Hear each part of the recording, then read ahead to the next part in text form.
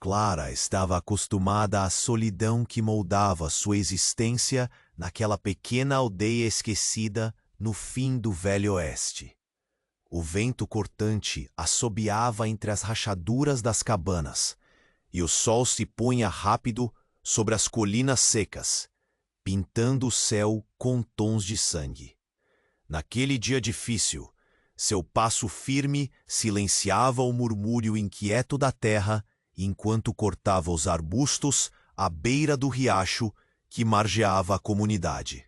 A coragem que mantinha não apagava o nó que apertava seu peito. O peso dos olhares desconfiados, as histórias sussurradas sobre o medo do diferente e o eco das regras não ditas que a isolavam de seus vizinhos. Então, entre as sombras da vegetação espinhosa, seus olhos captaram algo que parou seu coração. Um menino, um garoto Apache, jazia quase imóvel, o sangue tingindo a terra seca sob seu corpo frágil. As feridas abertas, o suspiro irregular, a pele marcada pelo sol e a dor, tudo gritava urgência e perigo. Clara se ergueu, lutando contra o medo que lhe dizia para fugir, para deixar a criança ali, onde o perigo era maior para ambos. Mas a coragem que a definia a fez ajoelhar, encostando a mão trêmula no ombro daquele que poderia ser um inimigo, e o compromisso silencioso de proteger um inocente sem voz abriu uma nova guerra dentro dela. A aldeia, espremida entre as vastas terras secas e o céu imenso, era um refúgio premiado pela distância, mas também por isso um lugar de fronteiras invisíveis e prejudiciais. Rodeada por montanhas longínquas e o vento carregado de poeira, Clara conhecia bem o silêncio desconfortável dos dias solitários. As vozes da vila haviam se calado diante da decisão dela. Carregar aquele menino para dentro, desafiando os preconceitos taciturnos que cercavam tudo o que extravasasse o conhecido. Cada passo de volta ao lar era um desafio ao próprio destino. E o peso da criança contra seu peito parecia falar de uma promessa delicada e perigosa ao mesmo tempo. Ao cruzar a entrada da aldeia, rumores começaram a correr como fogo em palha seca. Olhos pesarosos, sussurros carregados de medo e julgamento fizeram Clara recordar o quão profundo era o fossado entre ela e os outros. A desconfiança pendia no ar, quase palpável, enquanto suas mãos, há pouco tão firmes, tremiam no que poderia ser tanto temor quanto esperança relutante. O menino Apache, silencioso e quase invisível para os olhos julgadores, mantinha em seus pequenos olhos uma história que Clara ainda precisava desvendar. Um segredo que talvez mudasse tudo. E então, obsidiando o silêncio da noite crescente, um som cortante atravessou o ar. O estrondo rítmico de cascos no chão endurecido pela seca. Cavalos aproximavam-se ao longe, trazendo consigo a sombra de uma ameaça que nenhuma das certezas de Clara poderia desvanecer. Na crista da colina, a silhueta de um homem firme à frente de 50 guerreiros Apache, iluminados pela luz tênue da lua, se delineava, trazendo o peso do passado e o perigo inesperado para a porta daquela aldeia isolada. Muitos companheiros de jornada que acompanham nossas lendas por estas terras esquecidas nos contaram que o destino ou o algoritmo traiçoeiro do YouTube às vezes desfaz suas inscrições sem aviso. Antes que a próxima trilha perigosa se revele e uma nova reviravolta aconteça, dê uma espiada rápida aí embaixo do vídeo e garanta que você ainda está inscrito em nosso bando, para não perder o fio da meada. Não queremos que você perca nenhuma das vozes que ecoam deste vale. Verifique sua inscrição agora e junte-se à nossa saga. The night pressed heavily against Clara's cabin, shadows pooling like ink beneath the brittle trees. The faint but unmistakable imprint of fresh footprints stained the dusty earth. Around her doorstep, a silent herald of an approaching storm. Her breath hitched, the brittle winter air chilling her lungs as she knelt beside Tayan, the boy's shallow breathing betraying the fragility of his advancing fever. Their bond, delicate as a spider's silken thread, flickered between hope and lingering mistrust. Outside, the village murmurs had grown harsher, a tide of whispered accusations rolling through the dry streets. Neighbors avoided her gaze. Children were hurried away when she passed, as if proximity risked contagion, not of disease, but of fear. The Oid barkeep spat into the dust outside his saloon, muttering about APACHE curse and bad luck. Clara felt the weight of it all, the judgment pressing as tightly as the rag she used to clean. Tayan's wounds. Yet her resolve held firm. This child was no enemy, at least not to her. In the dim glow of the hearth, Tayan's dark eyes fluttered open and locked onto hers, wide pools of pain mixed with wary innocence. The boy flinched when she reached out, but did not pull away. A fragile trust was beginning to bridge the chasm between them. "You safe," Clara whispered in a voice roughened by sleepless nights. "I won't let them find you." Outside, the night was restless. The wind shifted, carrying the distant pounding of hooves like a heartbeat growing steadily louder across the plains. Clara's pulse quickened. She stood, every muscle taut, eyes scanning the black horizon beyond the flickering candlelight. The footsteps, no, the presence beyond footprints, loomed deeper than mere curiosity. The door creaked beneath her hand as she stepped outside. Cool air bit at her cheeks. The stars dimmed behind a blanket of drifting clouds. She crouched low, tracing the tracks etched into the soft soil. 24, maybe more, well-armed men. The unmistakable symbols etched onto their gear glinted faintly in the moonlight. APACHE warriors. Fear clawed at her throat, not for herself, but for Tayan. Yet beneath that fear was an undercurrent of something else. Curiosity, tangled with the echoes of loneliness that had burdened her for years in that isolated village. These were not some faceless enemies come to raid or burn. These were kin, seeking their own lost blood. As the first rider broke from the line and drew closer, Clara stayed rooted behind the thick, gnarled oak. His horse's breath steamed in the cold air, his gaze fierce, but not without a shadow of pain. Nantan, the boy's father, a man weathered like the rocky canyons of the Southwest, scanned his surroundings with the eyes of a guardian, desperate but wary. Back inside, the cabin was silent, save for the faint rasp of Tayan's labored breathing. Clara moved beside him again, her fingers brushing the sweat mats from his brow.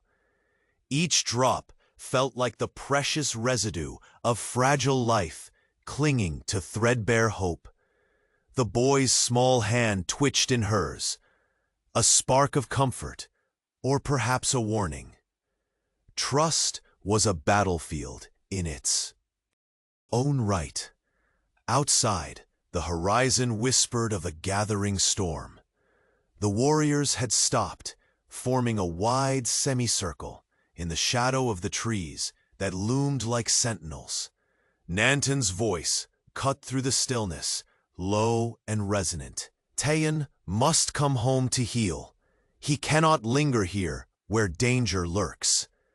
The words carried across the clearing, heavy with authority and unyielding love.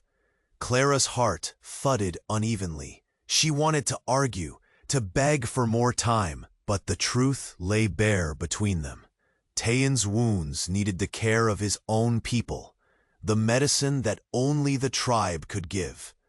Yet surrender meant stepping into a future painted with uncertainty and fraught with peril. Could she relinquish the boy who had become her fragile hope? Her voice was steady, shaped by the long nights of vigil and the weight of responsibility. He grows stronger here, but you are his father. I cannot keep what belongs to you. The acknowledgement hung between them, a fragile bridge spanning decades of suspicion and cultural divide. Nantan studied her, his eyes narrowing, not in anger, but in cautious respect. You saved him, he said finally. That makes you not our enemy. His glance flicked towards the village, the smoke from distant chimneys painting thin tendrils against the dark sky. But there are those who would see Tayan's return as a threat. We must move carefully. As dawn threatened the horizon with its pale fingers, Clara felt the world contracting around an impossible decision. The quiet pulse of impending confrontation thrummed in the air. The village's fear, the tribe's desperation, and her own growing attachment to Tayan wove a tapestry dense with tension and fragile hope. Night deepened, and the warriors' shadows shifted closer, as footsteps outside the cabin's single window traced unseen patterns. Clara's heart caught when a low murmur from beyond the door announced their intent. The father had come not alone, but with 50 warriors, silent specters in the pre-dawn gloom, a force as resolute in their purpose as the rising sun would soon be in dispelling the shadows. And just like that, the fragile boundary between refuge and reckoning teetered on the edge of dawn. The first light of dawn brushed the horizon with a pale gold, casting long shadows across the rugged earth. Clara stood outside her cabin, the cool morning air sharp against her skin, mingling uneasily with the weight settling heavy on her chest. Before her, 50 Apache warriors gathered in a disciplined semicircle, their presence as mighty and resolute as the ancient mesas surrounding the village. At their helm rode Nantan, the broad-shouldered father of the boy she had saved. His eyes, dark and deep as the desert night, searched the small encampment Clara had hastily prepared within her home. For a moment, they locked, hers filled with guarded resolve, his clouded with a tempest of desperation, anger, and hope. We have come for Tayan. Nantan's voice broke the stillness, low but firm, carrying the authority of a man who had fought more battles than the lines carved into his weathered face could tell. He belongs with his people. Clara's lips pressed into a thin line. She had prepared herself for this moment, yet the sight of so many warriors, shadows against the barren land, unleashed a cold surge of fear. Not for herself, but for the boy whose fragile life now hung between two worlds. He is better here, Clara replied steadily. The village's medicine is no match for what your tribe can provide. But Tyen's wounds, they are healing. The truth was bitter and irrefutable. The tender care she had given him was a mere bandage on a deeper pain only his own could soothe. Nantan's gaze flickered toward the boy's small figure leaning weakly against the cabin wall.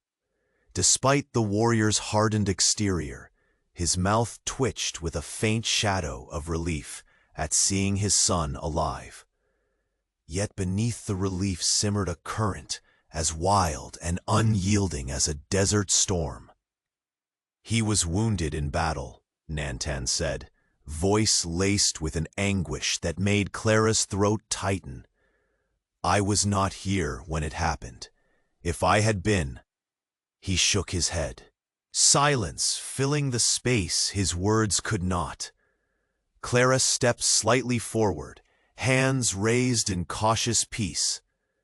I found him at the edge of a fight, alone, bleeding. No one would have come for him. I could not. Her voice faltered, the memories of the boy's pain surfacing like sharp, broken glass. The warriors shifted, a rustle of leather and steel, sounding like thunder rolling over distant canyons. Among them, aged faces etched by countless sunrises bore expressions unreadable, some filled with suspicion, others with quiet understanding. Your kindness honors you, Nantan said slowly. But it is time Tyen returns to his people. The tribe will care for him properly. His gaze hardened slightly, a silent warning beneath the softness. Clara swallowed the turmoil swelling within. And what of the village?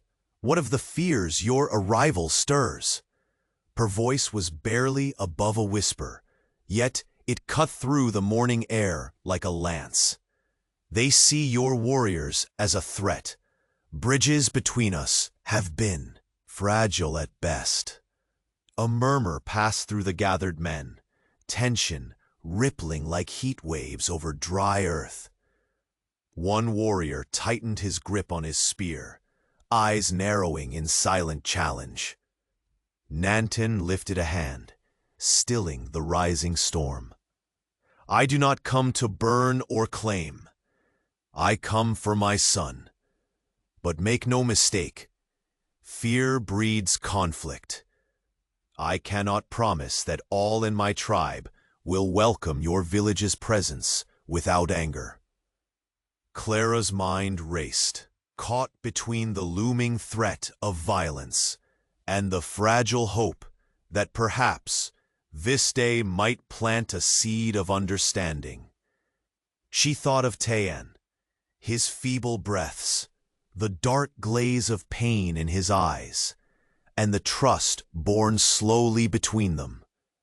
She dared to reach inside herself, unearthing the courage that had fueled her from the moment she had cradled the boy's broken body in the wilderness. Then let us find a way, Clara said, voice steady, though her heart hammered a chaotic rhythm. For Tyen's sake and for peace. Nantan studied her, the silence stretching thin like dried leather in the rising sun.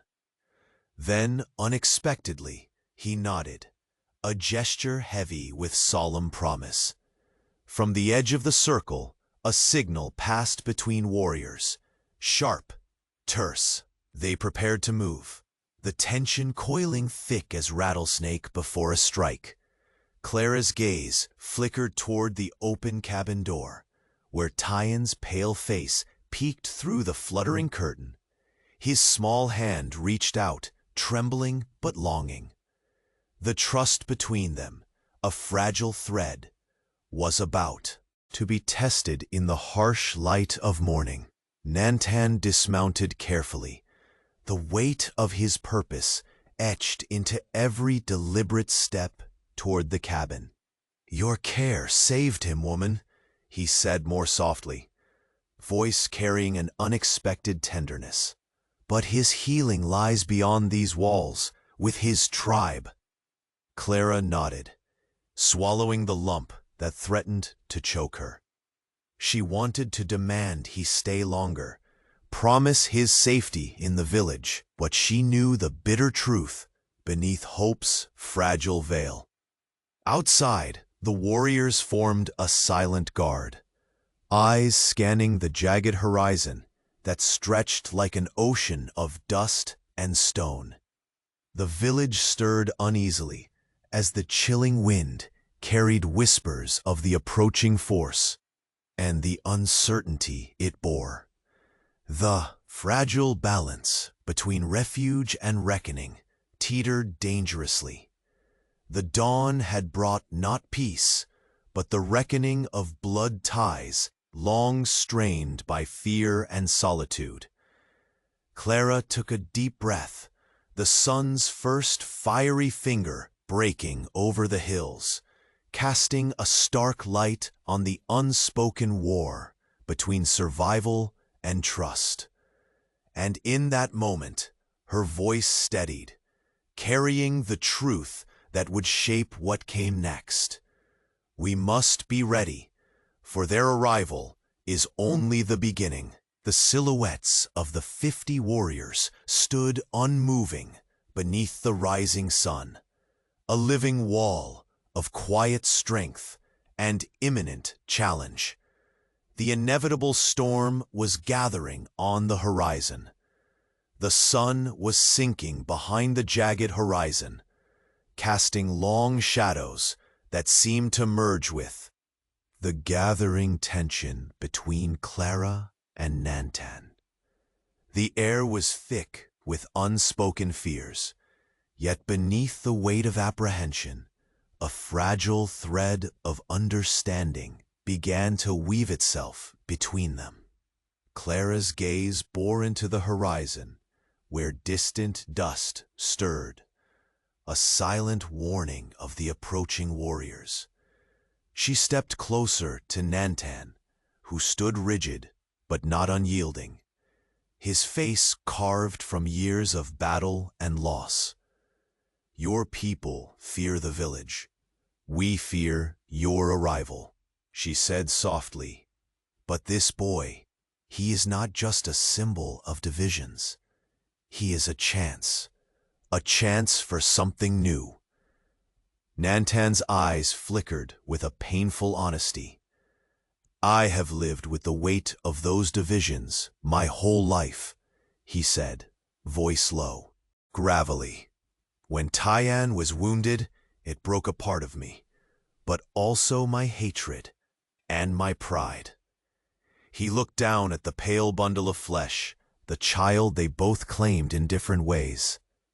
Your act of mercy, it has shaken old ghosts inside me.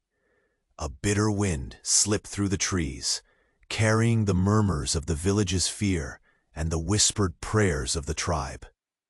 Clara's fingers clenched into fists, her throat tight, yet she pressed on. We stand on the edge of a war not of our making.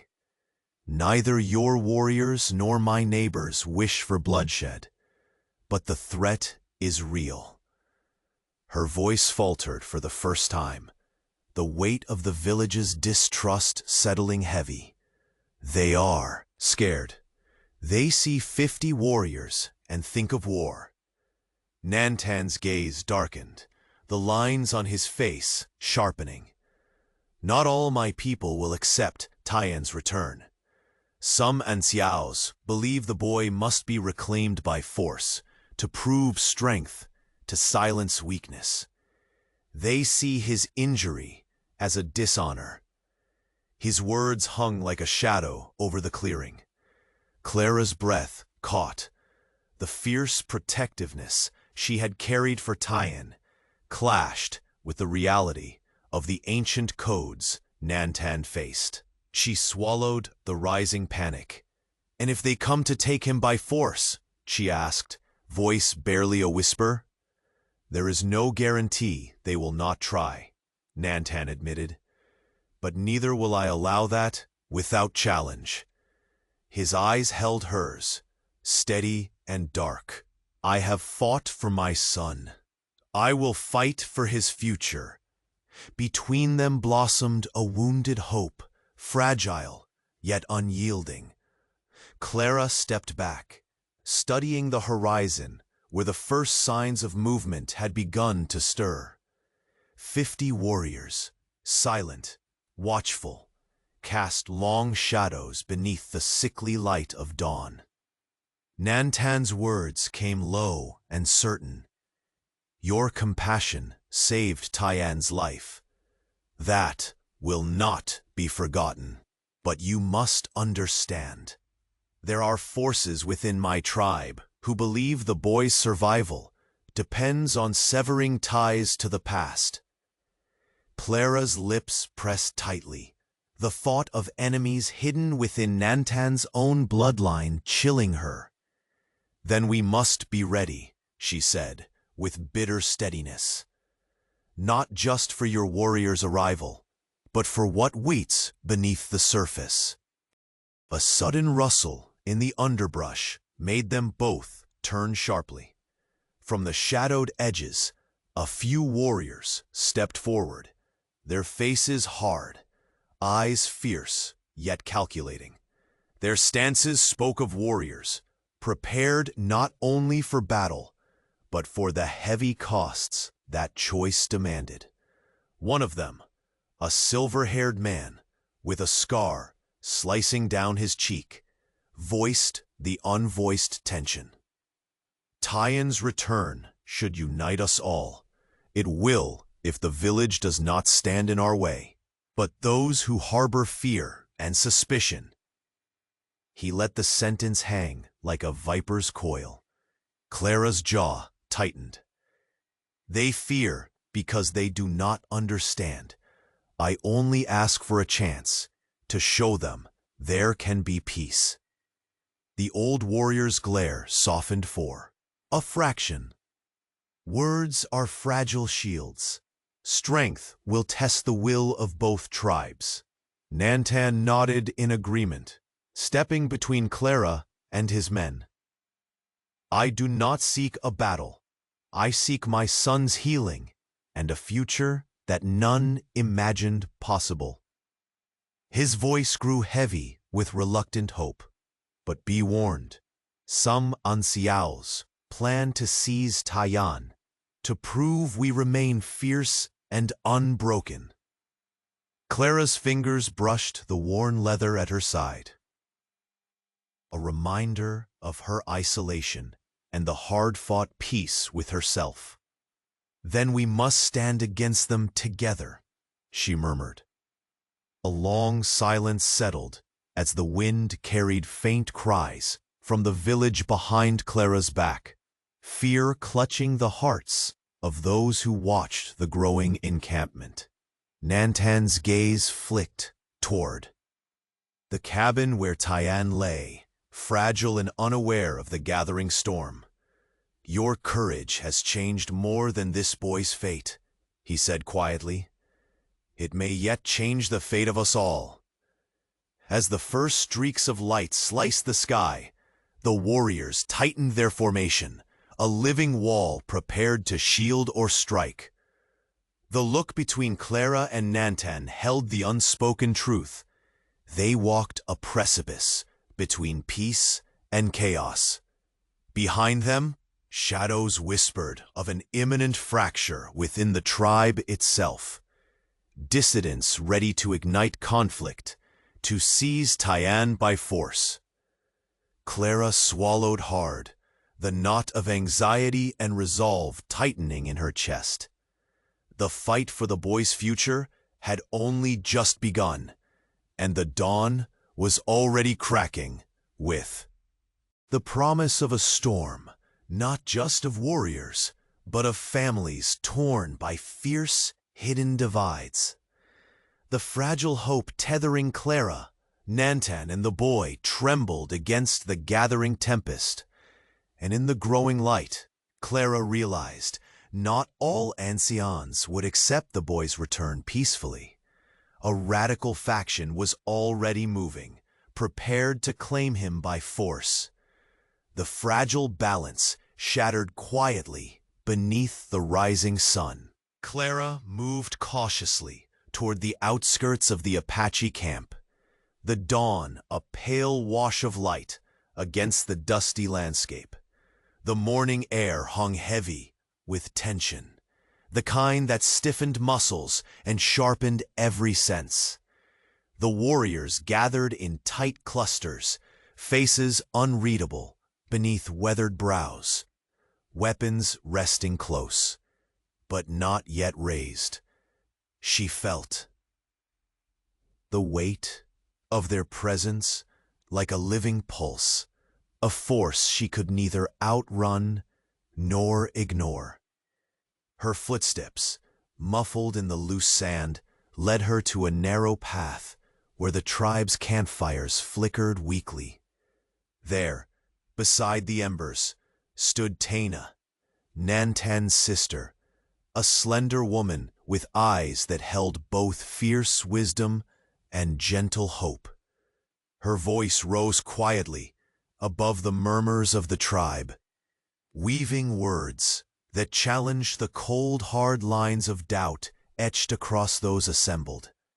Tayan's life is tangled between us all, Tana said, but compassion is our greatest strength, not the acts of men quick to draw blood.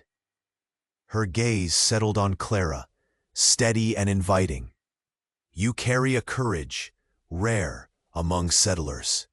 We must stand united. Otherwise, this boy will be lost to both our worlds. Clara's heart ached at the truth in Tana's words. She nodded, stepping closer despite the watchful eyes tracking her every move. I came here to protect him, to protect his chance at life, even if that means standing against those who only see a threat. Tana's lips curved faintly, a shadow of a smile breaking through the morning's heaviness. Then we must act, together. Their alliance was fragile as glass, but it was enough to move forward. The two women shared whispered plans beneath the rising sun. Tana knew the tribe's quiet fissures, radicals within the council who viewed Tayan's injury as a stain on their honor, a weakness too. Be purged. Clara brought knowledge of the village's fears, suspicion sharpened into hostility by the sudden arrival of 50 warriors. Together, they forged a strategy as delicate as the boy's healing pulse. Protect Tayan from those who sought to claim him by force, both within the tribe and from the village that feared the Apache warriors' presence. The morning passed in tense collaboration. Clara moved through the tribe's encampment, glimpsing moments where ancient tradition clashed with nascent hope. Tayana guided her through subtle currents and unspoken rules, their silent understanding growing with every step. But peace is a fragile guest amid the tinder-dry tensions of war. Without warning, the sharp crack of musket fire shattered the uneasy calm. Shouts erupted from the far edge. Off camp, a fierce, angry rush of figures emerging into the light. The radical faction, emboldened and ruthless, surged forward. Clara's breath caught, her vision blurred with dust and adrenaline. Among the chaos, she saw Tana struggling fiercely to hold back attackers, her slender frame battered against stronger men. A brutal blow struck Tana's side, and she stumbled, a gasping cry lost beneath the rising storm of violence. No! Clara surged forward, heart pounding a desperate rhythm. But the battlefield was beyond reason now, a wild tempest ripping apart the fragile thread they had woven. Tana warriors yelled, drawled curses, loyalties torn apart in an instant, as alliances cracked open like parched earth. Clara caught Tana before she fell completely, cradling the wounded. Woman's shaking form. Blood seeped through Tana's fingers where she clutched her side, her face pale and worn but resolute. "Tana," Clara whispered fiercely, "we can't let this end like this. We must protect Tayan, now more than ever." Tana's eyes gleamed through the haze of pain. "They want to claim him, to prove strength with blood, not heart. But Tayan is more than a prize or a symbol." Clara nodded, voice low but unreadable. "Neither his life nor your sacrifice will be for nothing. We will hold the line." Around them, the camp descended into chaos as the radical group fought to seize the boy by force, their desperate rage a mirror to the fear and anger rooted deep within the tribe. Clara's resolve hardened as she looked out at the turmoil, the invisible lines between friend and foe blurring beneath the assault. The fragile truce had shattered like glass struck by a hammer. A sickening silence followed the clash, punctuated only by Tana's ragged breaths and the distant echo of retreating footsteps. The dawn no longer held promise. Instead, it cast long shadows over the broken peace, painting the path ahead dark with uncertainty. Clara tightened her grip around Tana, the weight of responsibility pressing fiercely on her shoulders. Protecting Tayan was no longer just a battle of hearts. It was a war whose outcome would ripple far beyond the edges of their world. And as the sun climbed higher, the fate of the boy and all who stood for peace hung precariously on the brink. The fragile truce was gone. The next storm had arrived. The morning light filtered weakly through the dust-choked air, casting trembling shadows over Clara's small encampment. Tana lay pale and still, her breath shallow yet stubborn, while the blurred murmur of tribal unrest hummed like a distant storm through the rustling brush beyond. Clara's hands trembled slightly as she pressed a cloth to the wounded woman's side, the faint warmth of blood soaking through the coarse fabric. Even in pain, Tana's eyes shone with fierce resolve. "We can't let this break us," Clara whispered, voice rough but steady. "Tayan's life depends on more than just healing wounds. We have to hold what little peace there is, together." Tana's lips parted, a weak but determined smile brushing the edges. "Compassion binds us, not steel or threats. If we falter now, the boy's fate and ours will be lost in enemy hands." Around them, the tribe's camp teetered on the edge of chaos. The radical faction's sudden attack had shattered the fragile ceasefire, their fury erupting like wildfire through the quiet morning. Voices shouted. Leather straps snapped taut as warriors clashed, not just with foes, but with brothers and kin divided by fear and anger. Clara glanced toward where Tayan lay hidden, fragile and unconscious beneath the cabin's scant shelter. The boy's small chest rose and fell with a laborious rhythm, each breath a precious thread in the web of life they fought to preserve. If the radicals succeeded, they'd rip him from this tentative sanctuary, dragging him into a war born from hatred and pride. Clara's heart clenched. This was no longer just a fight for a boy's survival, but a battle to shield the fragile hope of unity between two worlds. Tanya's pale hand grasped Clara's wrist with surprising strength. The radicals believe strength is proved by blood spilled and harsh justice served. They see Tyen's wounds as shame, a weakness to be crushed. But he is more than a symbol to be claimed. He is the promise of a future neither tribe can bear to lose. Clara nodded, tightening her grip. Then we defend him. We stand on this line, not just for Tyen, but for every chance at peace yet unseen. A sudden eruption near the camp's edge drew their attention. Frantic cries cutting through the tension. Taina's face twisted briefly in pain as she struggled to rise. But Clara held her firmly. Together, they watched as the radicals' ranks surged forward, faces grim, weapons raised, bodies moving with wild determination.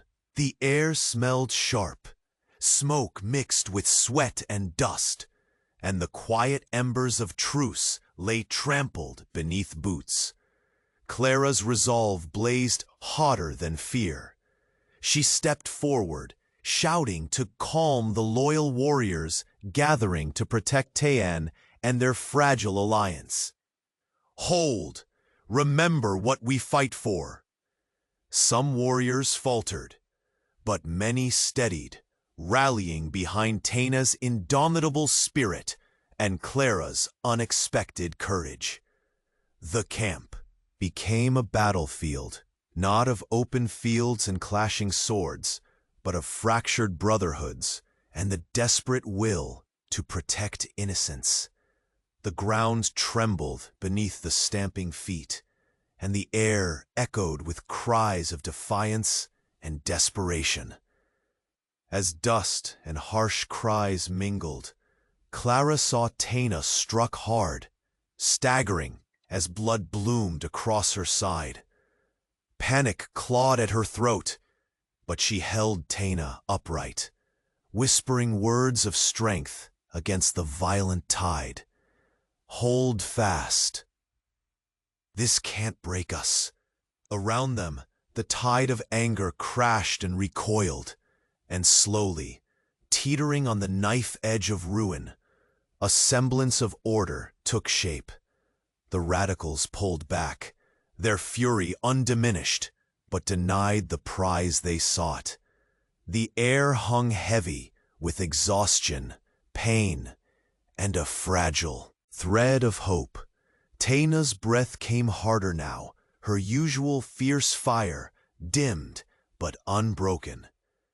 "They will come again," she warned faintly. "Stronger, more ruthless, but we've shown them there is resistance, strength in unity." Clara looked toward the dark horizon, where shadows stirred like restless ghosts. The faces of 50 warriors, etched against the rising sun. Fear mingled with something new, determination, and the unyielding spirit of those who choose hope over hatred. Her gaze steadied on the small cabin where Tyen lay, his fragile life a fragile bridge between violent past and uncertain future. Protecting him had become their battle cry, the pulse beating beneath every hurried breath and whispered prayer. As Taya's eyes closed briefly, Clara's voice firmed with unshakable will. "This isn't the end. Not for Tyen, not for any of us. We face whatever comes, shoulder to shoulder." Beyond the embers of shattered peace and scattered blood, a darker secret simmered. A truth Nantan had hidden beneath the scars of battle. A shadow preparing to stretch long over the boy's fate. Clara moved toward the restless edge of camp, heart pounding as quiet footsteps slipped like ghosts across the parched earth. There, in the whispering dark, she uncovered the first trace of the secret, a piece of a puzzle so sharp it threatened to shatter the fragile hope they clung to. And as the first light faltered on the horizon, Clara knew the coming dawn would bring more than warriors and whispers. It would bring revelations that would shake the very foundations of trust, forcing choices that would decide not just Taeyen's future, but the fate of two worlds poised on the brink of war. The truth that Nantan had kept hidden unraveled like a slowly severing thread beneath the grim light of dawn. Clara stood rooted in the dusty clearing, her breath shallow, heart hammering beneath the jagged sky.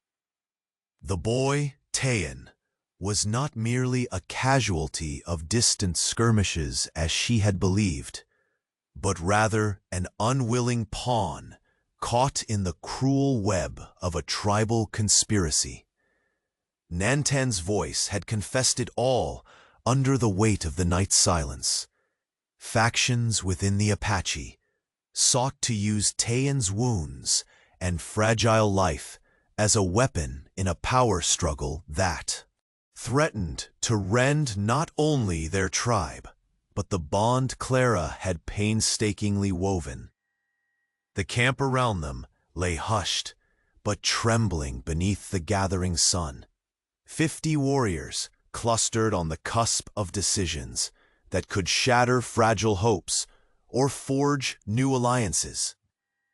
Clara's fingers clenched at the rough fabric of her worn coat, her eyes searching Nantan's weathered face for strength in the maelstrom of betrayal and old grievances. His somber gaze met hers, dark pools reflecting the same storm of anger and determination that twirled in her own chest.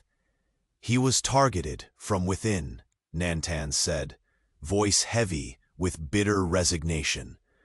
Some in the tribe see his wounds as weakness, a stain on our honor. The ones who attack Taena, they mean to claim Taeyen by proving their power through violence. This is more than a fight for my son. It is a fracture in our people. Clara's mind raced, replaying the chaos of the prior day's skirmish. Taena's staggering fall beneath the brutal force of radicals, fueled not just by anger, but by calculated ambition. The girl's courage still lingered in Clara's thoughts, a beacon in the creeping shadows of division. If even Nantan's own blood was fracturing, what hope remained for unity? They want more than control, Clara murmured, stepping closer to the encampment where warriors sharpened their weapons in tense preparation. They want to bend the tribe's future, to reshape it by fear and bloodshed.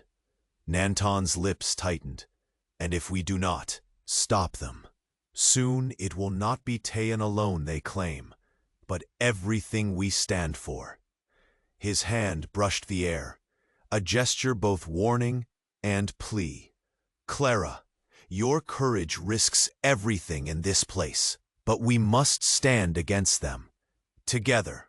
Her pulse thrummed wildly, a rhythm of dread and fierce resolve entwining.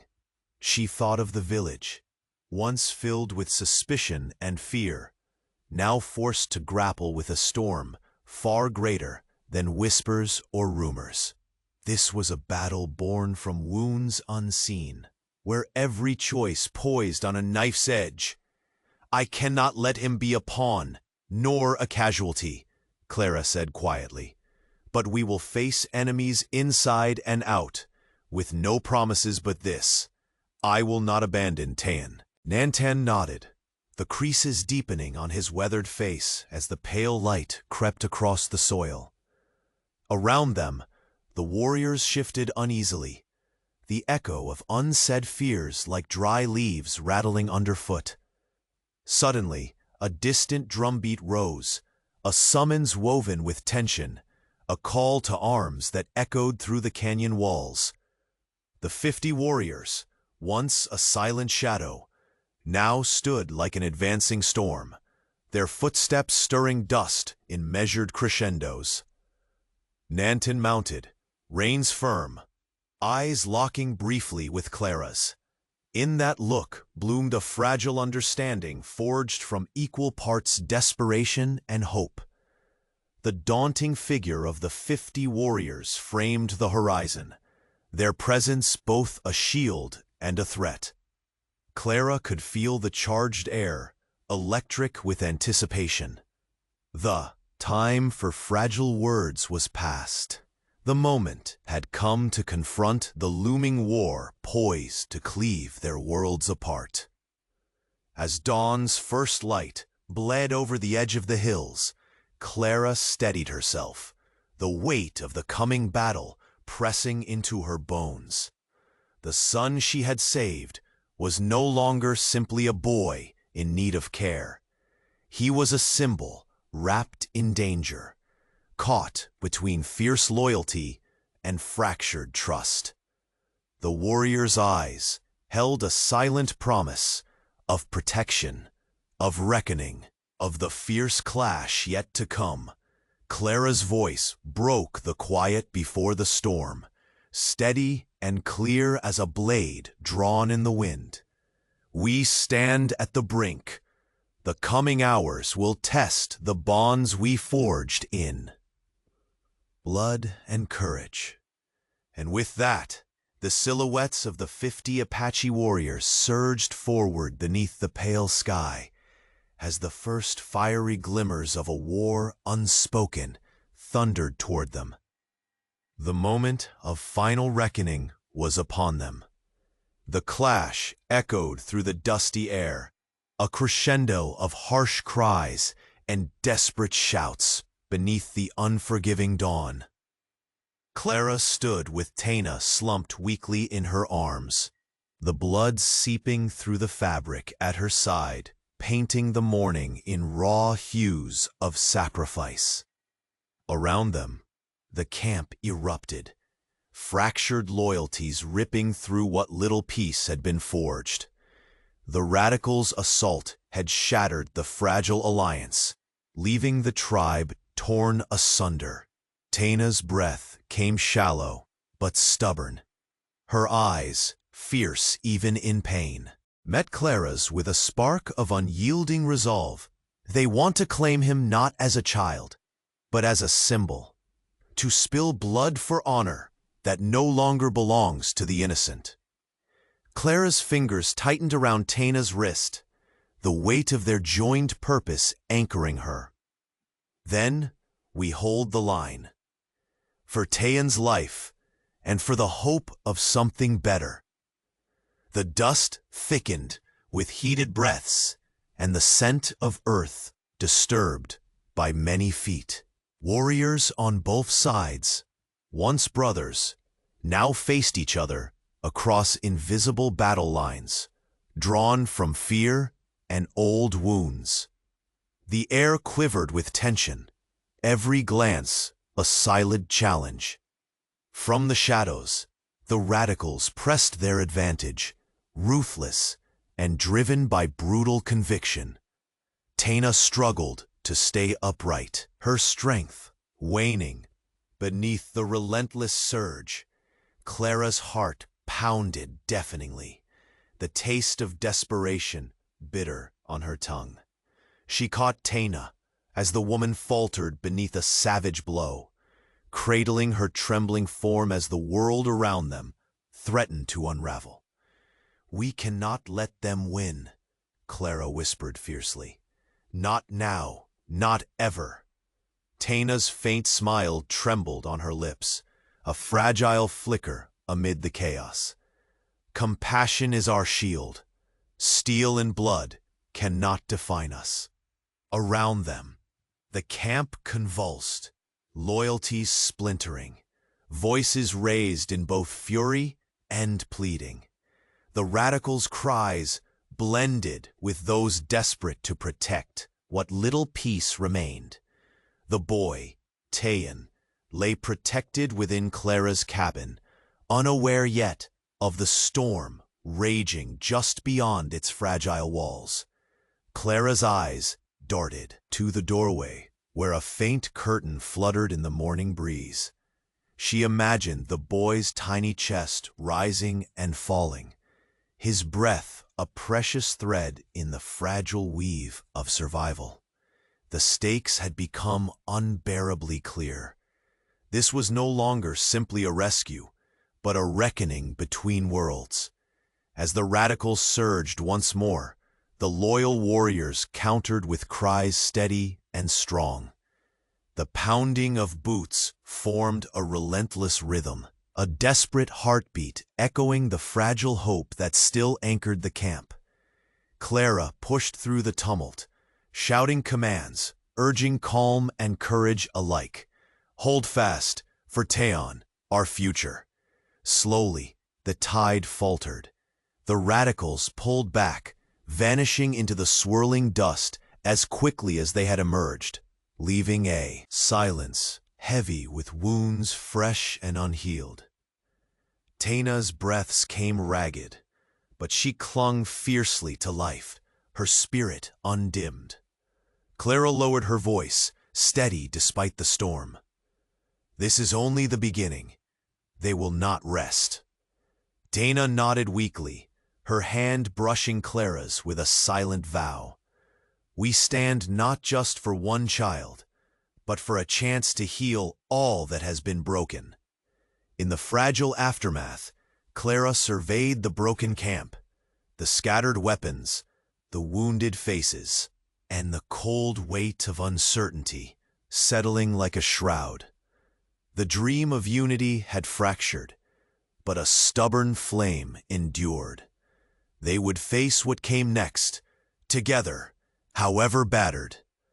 As Taina drifted into uneasy sleep, Clara's thoughts turned to Nantan, his courage and pain intertwined in every moment that led here. Yet beneath that, a darker truth lingered, one she was fast uncovering. Under the guise of night, Clara slipped beyond the encampment's restless boundaries, heart pounding with a mix of dread and determination. The camp's whispered fears echoed faintly among the gnarled trees and cracked earth. Her steps were careful as she traced hidden paths, the remnants of aimless shadows beneath the stars. In the cool silence, Clara discovered the fragment of truth, an unspoken secret buried in plain sight. Among scattered belongings and hastily hidden scrolls lay evidence of betrayal, marks and messages signaling a deeper fracture within the tribe, schemers weaving discord from ambition and fear. The weight of the revelation settled on Clara's shoulders. With crushing clarity, Tyen's wounds were not mere happenstance, but a calculated move in a power struggle poised to shatter the fragile peace. A sudden sound, a twig snapping, made Clara freeze, breath quickening. From the shadows emerged a figure, tense but unarmed. Nantan stepped forward, his eyes shadowed but fierce beneath the moonlight. "We cannot trust those who would use Tyen as a pawn," he said quietly, voice thick with anger and sorrow. "The battle is not only against outside suspicion, but the darkness rising within our own blood." Together, they stood beneath the veil of night, the flame of shared purpose flickering defiantly against the encroaching shadow. Their alliance was tenuous, yet necessary, the only hope in a tempest rapidly gathering strength. As the first light of dawn pressed against the sky's edge, a chorus of warriors stirred, shaped by the silent command of fate's inexorable hand. The coming hours would be a crucible, testing bonds, exposing truths, and demanding sacrifices beyond what Clara had ever imagined. The battle for Tayan's future had begun, and beneath the pale glow of morning, the duel was set, the final reckoning between Nantan and the leader of the Radicals. The outcome destined to carve the path to survival or ruin.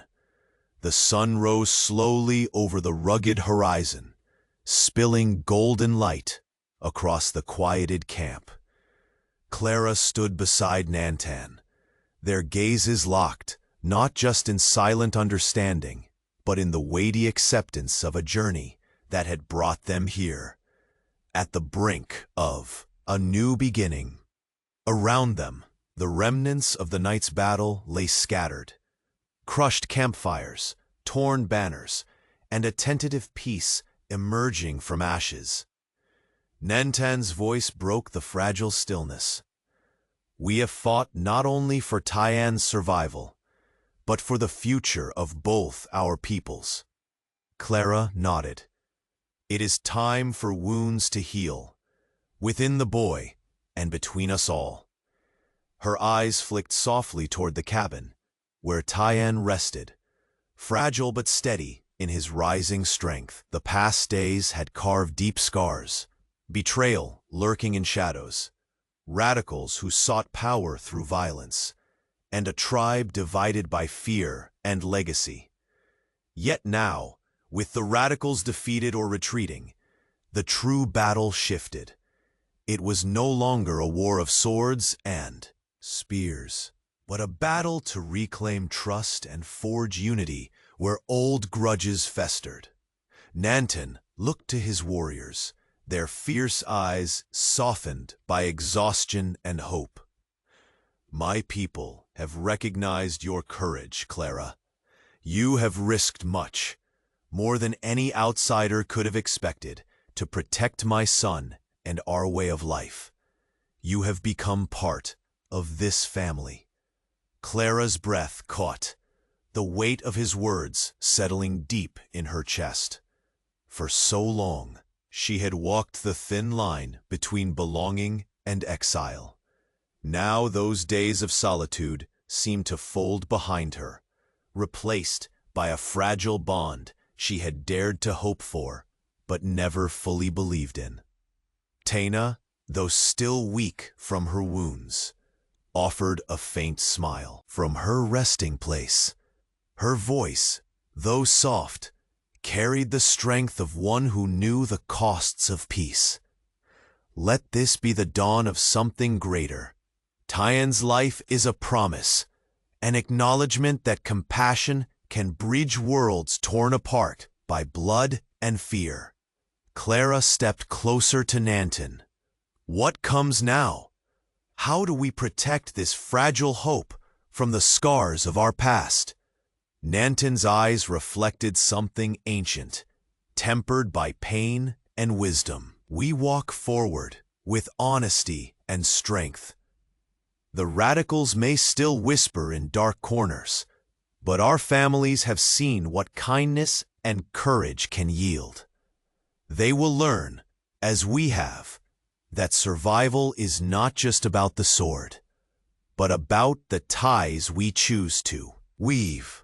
The camp around them stirred, whispers spreading among warriors and villagers alike, a murmur of cautious optimism. Children peered from behind sheltering hands, faces alight with wonder at the sight of allies standing beside one another for the first time. Clara's gaze rested again on Tayan's peaceful face. The boy, who had entered her world, broken and bleeding, now stirred, his small hand reaching out unconsciously, a breath reinvigorated by healing touch and new hope. You saved him, Nantan said softly, voice thick with emotion. And in saving him, you saved us all. Their hands met, a simple touch that spoke volumes, a pact sealed not with words, but with shared vision, and lives intertwined. As the sun climbed higher, the camp transformed.